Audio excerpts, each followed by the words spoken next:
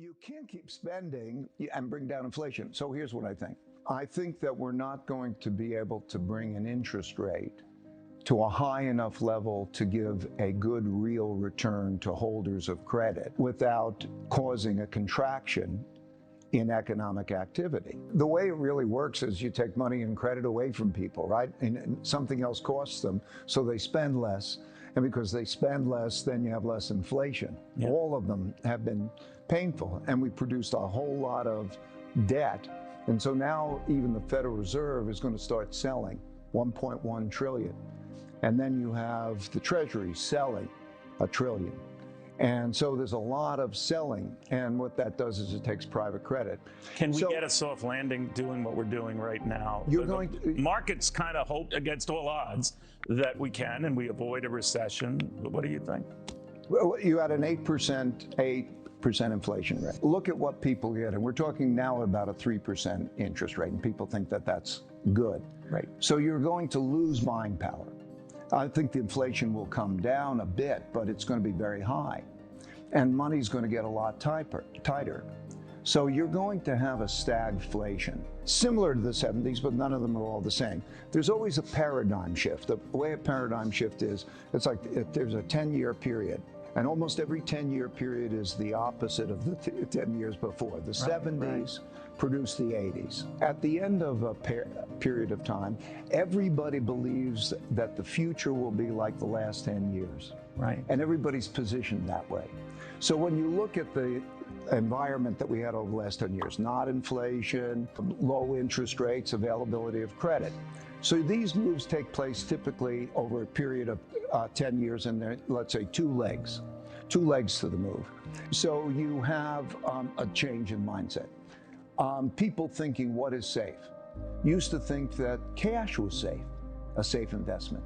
But cash it loses buying power to inflation. So now, as people realize that loses buying power, and as the Fed has to deal with the tightening of monetary policy, you get the first leg. And that's the first leg that we're in. And when that runs its course, which it probably would run its course, I would say, in the next 18 months or so. 18 more months of, and by the way, there's nothing precise, and I'm not sure that I'm right in this, right? I'm just saying, I'm giving you what I think. That if you take the cycle, you have to raise interest rates high enough that it produces an adequate return. Otherwise, the sellers, they're going to sell their instruments. And that if we look at the supply demand for credit, the Federal Reserve is going to sell $1.1 trillion. You have the government trillion, and you have others selling because it doesn't provide a good return. That creates a certain tightness of money. That creates a fall in the contraction. You have a contraction in spending power, credit.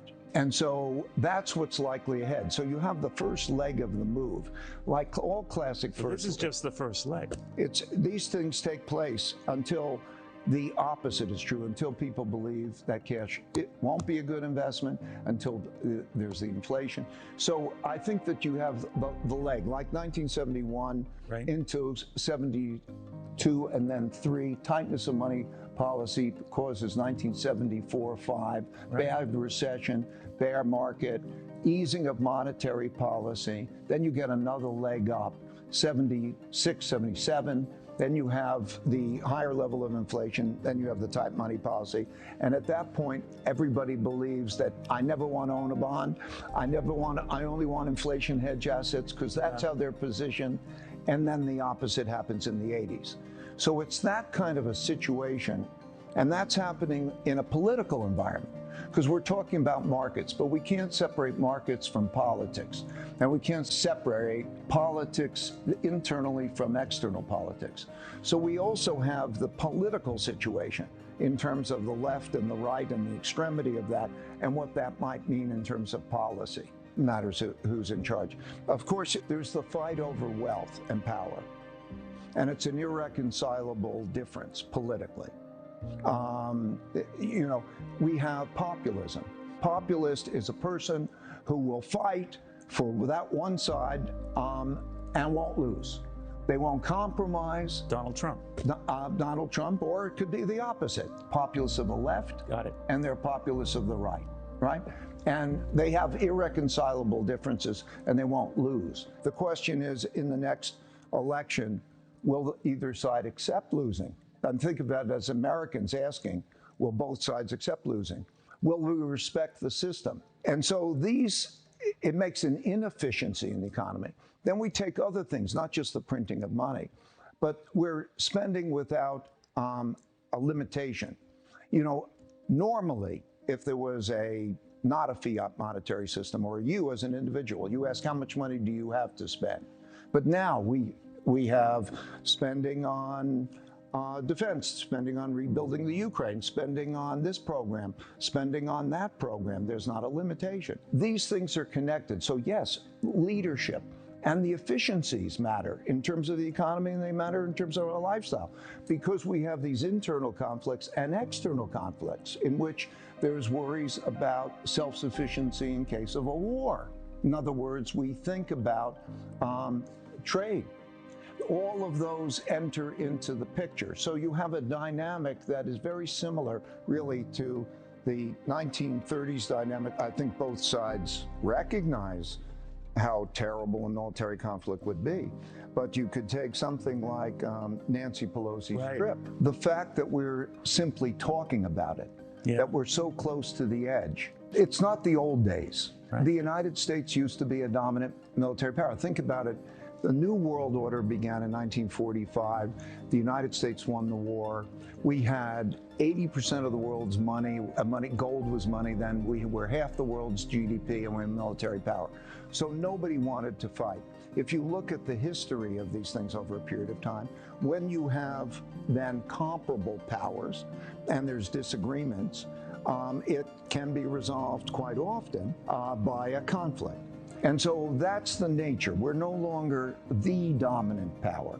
So it becomes closer. So now when we deal with existential issues for different parties, there is a risk of these things. If China became Russia, think about the economic consequences of how we're intertwined.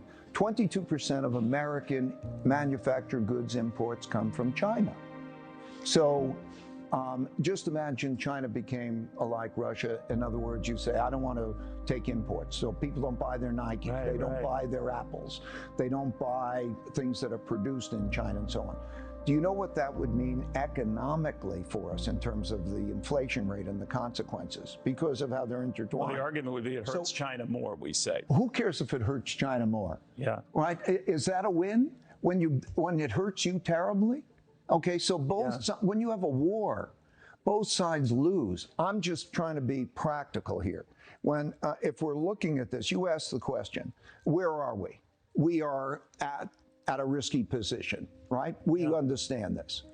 What would the consequences be? I'm describing the consequences mechanistically.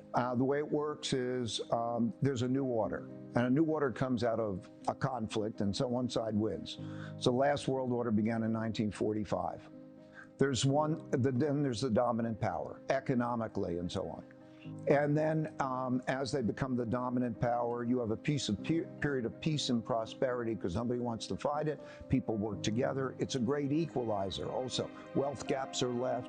People come back and they're produced, that generation. Then what happens over a period of time is things get better. You change the generations, you change the approaches, and then you build up larger wealth gaps, larger wealth is something in our system that is not distributed equally, or you build up resentments or values. Are we at that pressure point? And we certainly are. That's not a controversial statement. Right.